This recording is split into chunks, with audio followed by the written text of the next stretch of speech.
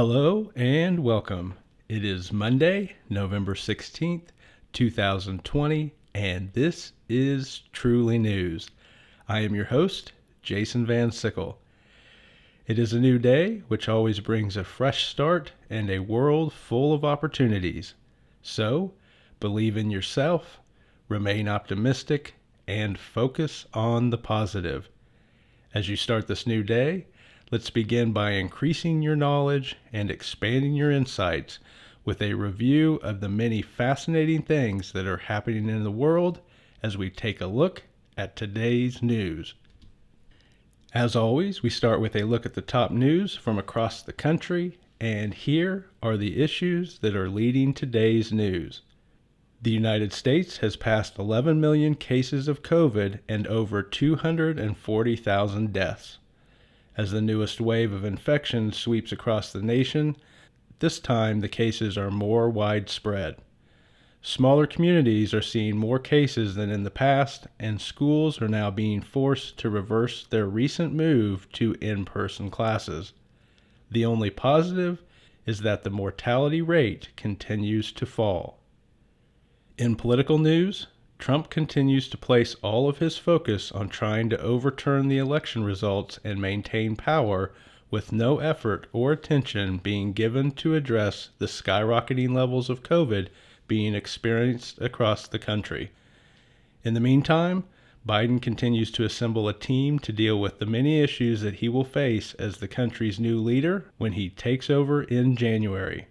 However, the transition is being hampered by the refusal of the White House to allow the incoming Biden administration to have access to any information or resources. In other headlines, tonight is the Leonid meteor shower. For skywatchers, this should be a good show with 10 to 15 meteors per hour. The best time to watch is between midnight and dawn. Also in the news, Santa is beginning to make appearances in malls across the country, but given his advanced age, which is 1,749 years to be exact, sitting on Santa's lap this year will not be an option. And that is your top news for today. Now, in our look beyond the major headlines, let's start with the latest developments in science, technology, and space exploration.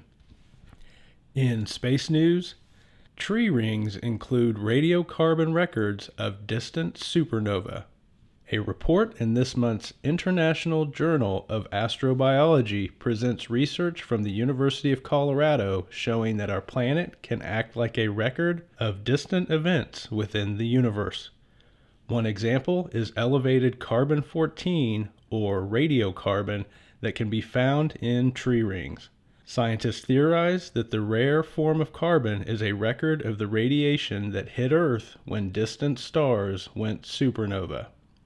In technology news, Republicans call Facebook and Twitter CEOs to testify again. Republican lawmakers are once again bringing in the CEOs of Facebook and Twitter for questioning. In an unending attack on social media, congressional representatives will once again question Zuckerberg and Dorsey on Tuesday. Claims of bias continue as many Republicans begin to actively promote alternative social media platforms like Parler, which they see as supportive of conservative messages. In space news, a full crew of 4 astronauts launched to the space station. 4 astronauts were launched to the International Space Station aboard a SpaceX rocket on Sunday. The initial launch was scheduled for Saturday, but it was delayed due to weather.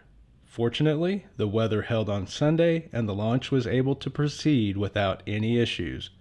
This is the first launch of an entire crew to occur aboard a rocket that was built and operated by a private space company. And that is your science, technology, and space news for today. Now we look at the latest in health, social, and environmental news. In health news, new research helps explain why some cases of COVID are so severe. A study that included over 200 research centers across 40 countries was recently published, and it shed some light on why some individuals are more severely affected by COVID. The study found that patients with severe cases often had antibodies known as autoantibodies, which disable the interferons that support immune response. This finding could help develop better COVID therapies. In social news, millennials aren't embracing family life as quickly as past generations. Research released by the Pew Research Center finds that millennials approach family life differently than previous generations. Millennials, also known as Generation Y, are those individuals who are presently between the ages of 24 and 39. According to the research, they have been slow to establish families, with only 30% starting families compared with 40% in the previous generation at the same age. In environmental news, jumping worms invade the United States and consume our leaves.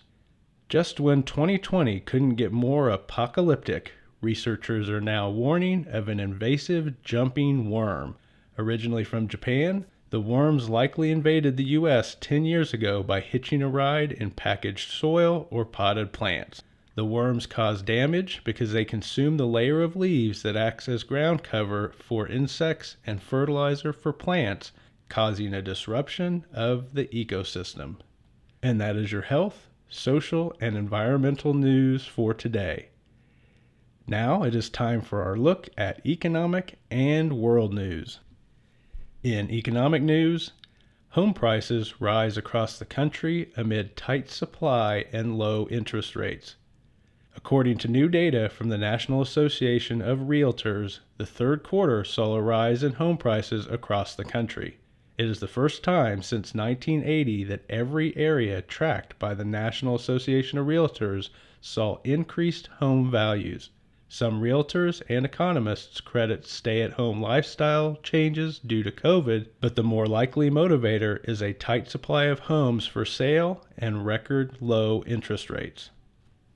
In world news, China detects COVID on packages of imported frozen meats. China reported over the weekend that different provinces reported detecting the coronavirus on packages of frozen beef and tripe arriving from the countries of Argentina, Bolivia, Brazil, and New Zealand. The detections were the result of increased testing that has been implemented by China after repeatedly detecting the virus on various imported products, causing it to enact some import bans. And that is your economic and world news for today. To wrap things up, we take a look at your entertainment options with newly released movies, shows, and books.